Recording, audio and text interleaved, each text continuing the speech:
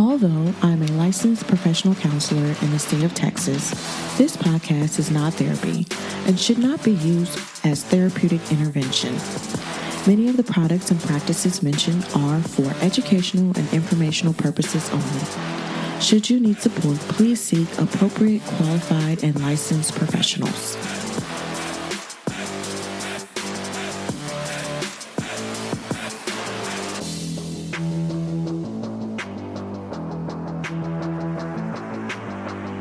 Hey y'all, welcome to Between a Hot Mess and a Therapist, the podcast where we navigate the murky waters between what society expects and what it means to truly live, embrace the messiness, the beautiful chaos of life, and celebrating the rebellion in the process.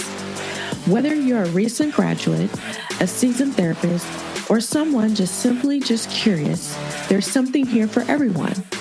But before we dive in, make sure you join the Hot Mess Rebellion community where you can connect to other like-minded souls. I'm your host, Shauna Lovin, a seasoned therapist and wellness educator with a very rebellious spirit. So grab your favorite beverage, get comfortable, and let's dive into today's rebellion. Hey y'all, welcome back to another episode of Between a Hot Mess and a Therapist. Today, we are talking about some seasoned, selfish therapists. Now, I know the topic may be a little confusing, but this is a taboo subject that a lot of therapists won't talk about, but it is heard in the community of therapists. And it's funny how I have conversations with people who are not even in the field and have noticed the same topic that we're going to talk about today.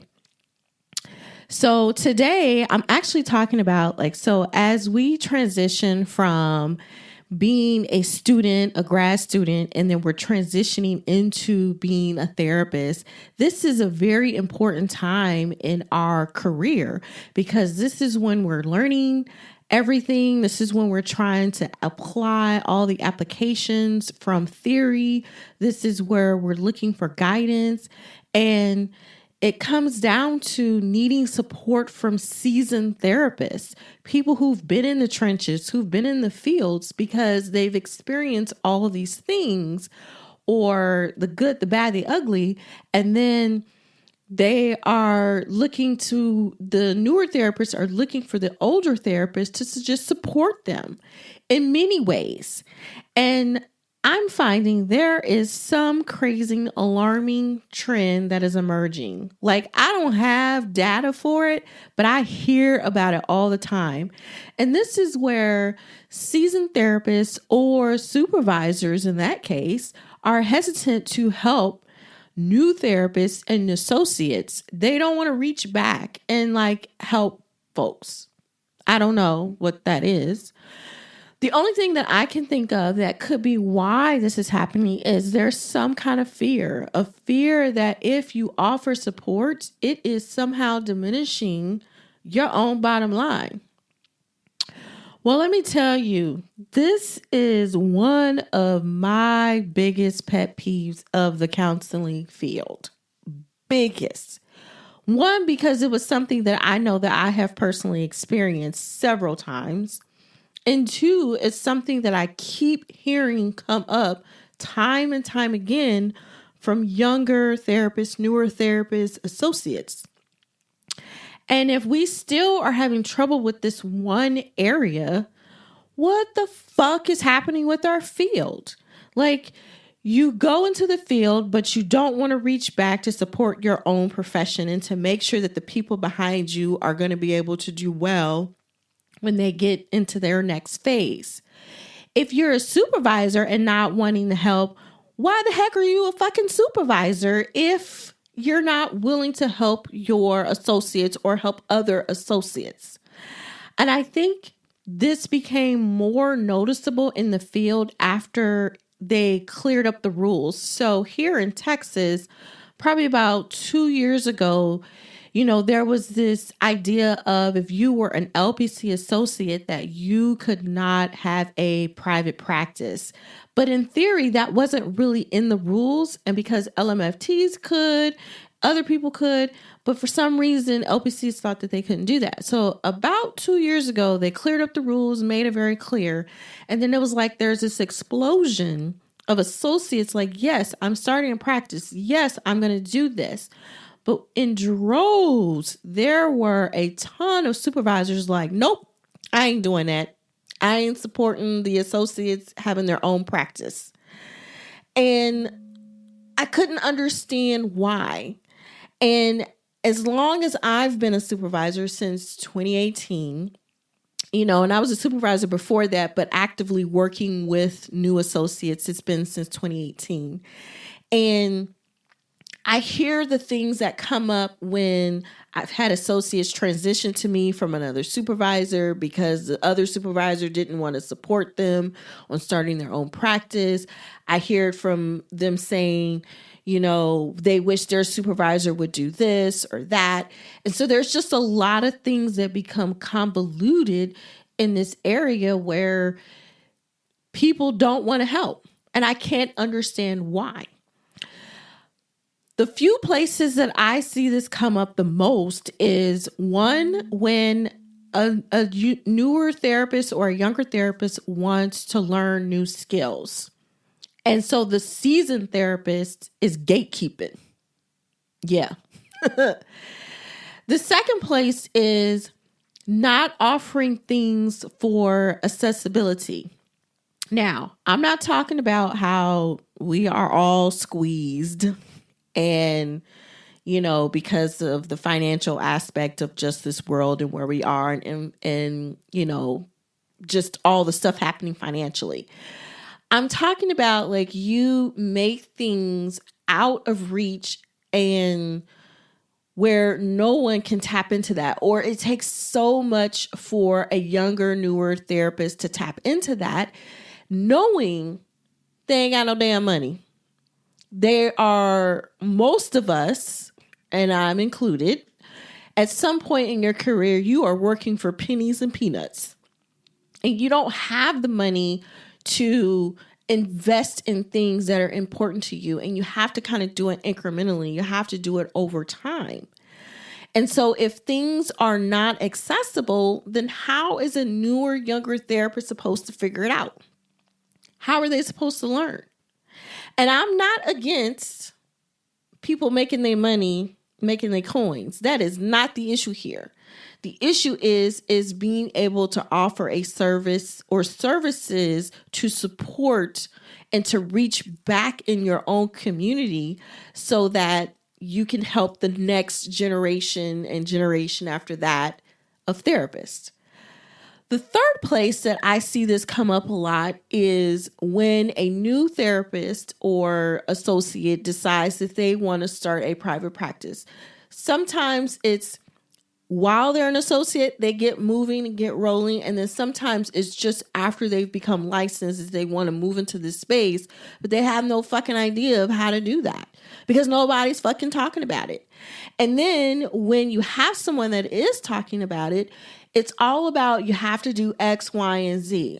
I'm all about how can you bootstrap this business because not everybody has the money to be able to invest in all these systems and this and have brand photo shoots and do this and do that. I know I didn't. And I had to figure out how to do that on a budget. And so there are a lot of younger, newer therapists that need to do it on a budget. So can anybody agree with me and say, let's help our younger folks out or our newer folks out because they need the support? And like I said, fear is one of the, I think, reasons why we see this so much. And I've come up with like 3 kind of different ways that shows up in fear. But you got to remember that all of our feelings and emotions come from what? 2 places, a place of love or a place of fear. And I'm trying to live in a place of love. So I don't know about you, but when it comes to fear, the first one I've come up with is called competition. It's a fear of competition. This is where the seasoned therapist may worry about supporting the new ones because they don't want to feel like they are inadvertently creating competition for clients, referrals, etc. A lot of times that is a scarcity mindset, and then believing that their opportunities are limited and not widely available. The second one, again, is scarcity, fear of scarcity. This is where the therapist may operate under the belief that there are limited resources, limited referrals, limited clients, and there's just not enough available.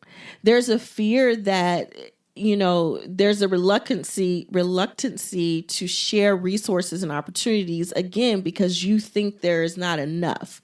Well, let me tell you, clients are going to come to you because you are you. You could have the same exact practice, modality, tools you use. Everything could be about the same about you and another therapist. But ultimately, they're going to pick you because there's something about you personally that they like, that they don't like about the other therapist, or they're not fond of on the other therapist. So stop trying to create this place of competition and scarcity when there really isn't that space. There's enough people in this world that need help, and there's not enough of us to actually provide that help. So don't make it harder for clients to find you because you scared and you trying to be competitive with somebody else. I'm just saying. The last fear is fear of inadequacy. This is where therapists may harbor some concerns that helping a new therapist will highlight their own shortcomings and lack of expertise. The other piece about this is that it breeds or leads to some type of insecurity. It's like that imposter syndrome that we all have carried at some point in time. And so because of that, you don't want to help. Well, I'll be the first one to tell you that I don't know everything. And I tell my associates, I don't know everything. And if I don't know, we're going to find out together. We're going to learn together. And so I think just a little bit of transparency goes a long way with how you can move through the fear of inadequacy. So what happens when we are not supporting our new therapist? Like, what happens when we are withholding this support? Well, one, it stifles the growth.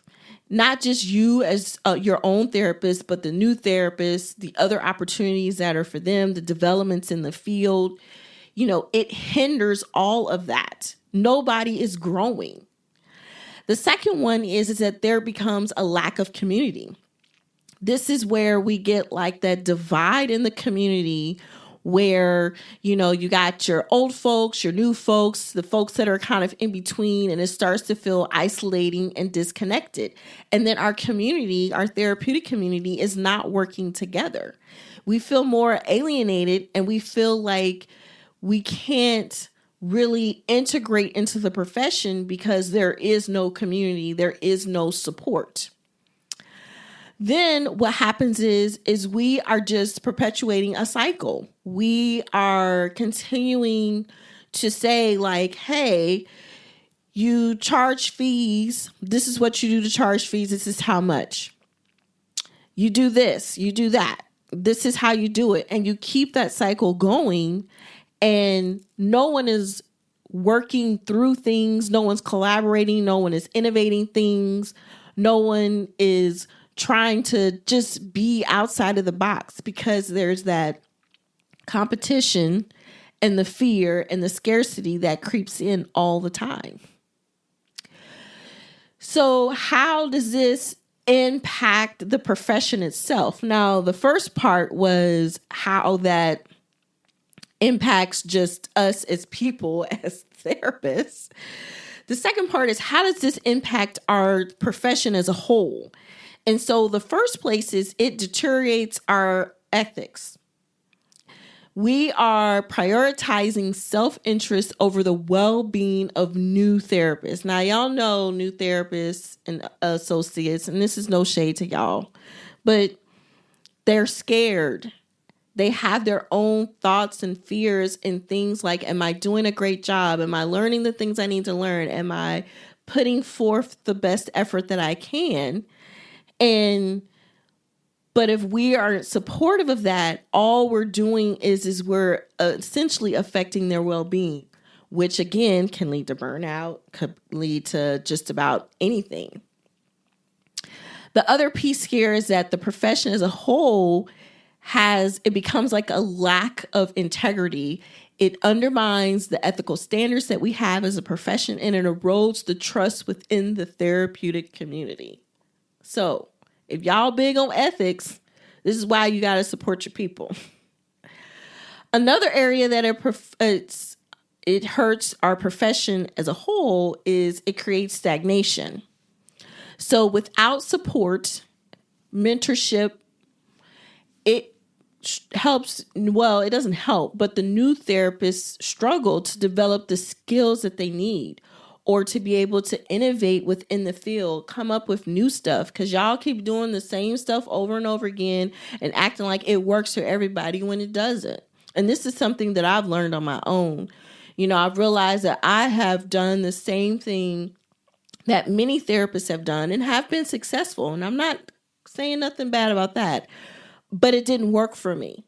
And it wasn't until that I leaned kind of into my own space that I realized that there were different ways of doing things and I could get it done a lot better, or what was good and comfortable to me. The last place that it is affecting our profession as a whole is it creates a loss of potential. So by withholding support from the new therapists, us seasoned folks may be missing out on opportunities for collaboration, learning, and growth. The loss of potential undermines the collective advancement of the profession as a whole. Now, remember, if you've been listening to this podcast, there was an episode where I talked about where most therapists are kind of like 5 years and then I'm out, mostly because of burnout. Well, if we aren't supporting new therapists, no wonder they're leaving after 5 years. No wonder where we have issues, that are contributing to the leaving the field other than burnout. So think about, how are you playing into this idea of, are you being selfish in what you're doing? Or are you supporting, collaborating, providing mentorship to newer, younger therapists? So knowing that fear is the biggest thing, I think, that is kind of taking over this space, what do we do about it? So we have to first cultivate an abundance mindset. And remember what I was saying, like, clients are going to come to therapists because of you, not necessarily because of your modality, because of your practices or any of that. Because again, it could be the same as the next one, but they're going to come because of you. But if you have an abundance mindset, there's enough to go around for everybody. Embracing abundance encourages collaboration, generosity, just within the profession alone. The other piece that happens when we kind of overcome our fears is if we foster collaboration, this creates a supportive environment within itself. And then if I'm growing, then you're growing. And then if we grow together, then the profession is growing. The last one is, are you leading by example? Are you demonstrating the value of supporting new therapists and fostering culture through generosity, collaboration, just within, say, your community, your profession? Are you prioritizing the well-being of new therapists? I know we have to do that for ourselves on our own, but again, when we are supporting the newer, younger therapists, we are setting a great example of what our profession can look like or what we can grow into. I know this is just a topic that people don't really want to talk about, but it's alive and it's well. And I can count several times where I have felt that I wasn't supported by a seasoned therapist. Now, I've been in the mental health field 24 years at this point, been licensed for 12. And there have been plenty of times that I have not felt supported by other older, more seasoned therapists than me over the years. Sometimes I thought about, well, is it just that I don't know and I need to kind of figure it out on my own? Sometimes I thought about, is it because I'm a Black therapist and, maybe they don't want to support me? Or is it, because I'm younger or I don't look young? I mean, there was a lot of things that have gone through my head about why am I not being supported by other professions? And like I said earlier, it's sad when other people who aren't even in the profession notice it. So I'm going to say start by owning your own fears, prioritizing the well-being of new therapists, and create a more supportive and inclusive environment to all therapists. I know with my own associates, I hope that I do that. I hope that I am transparent enough where they know where it's just not a good day, but they also can learn from the weirdest, quirkiest ways from me as well. And I'm supporting them in their growth and whatever that they need. Let's get our shit together, y'all, because if we don't get it together, we are going to lose our profession. We already don't have enough therapists for the world, the United States. We don't have enough. We don't have enough supervisors for the amount of therapists that are coming out of school. We don't. So if you don't decide to do something different and decide to reach back, I don't know. Should you really be doing what you're doing? I'm just saying. Until next time. Thanks for joining today's rebellion with me.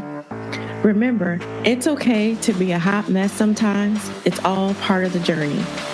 Until next time, stay rebellious, stay authentic, and keep embracing the beautiful messiness of life. Don't forget to join the Hot Mess Rebellion community where you can connect with other like-minded souls. And anything mentioned in today's episode will be linked in the show notes. If you enjoyed today's episode, make sure you subscribe, you share with a friend, you leave a review, and you keep coming back for more. This podcast was brought to you by Healing Roots Wellness and Botanicals. For more information, please visit healingrootswab.com.